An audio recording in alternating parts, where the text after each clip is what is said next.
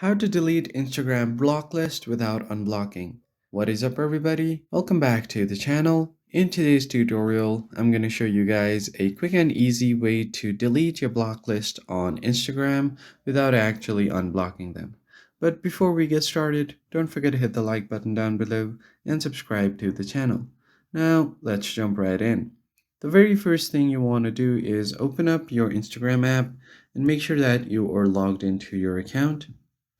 And once you open your app, the very first thing you do is simply tap on your profile icon to get to your block list. So just tap on go to profile and then tap on the hamburger menu. Now simply scroll down and head over to blocked accounts. So tap on this blocked option and it will show you a list of all of the blocked accounts. So what you're gonna do here is if you try to unblock them, remove them, you will have to unlock them. But what you can try to do is go to your settings and head over to help section, tap on help, and then report a problem.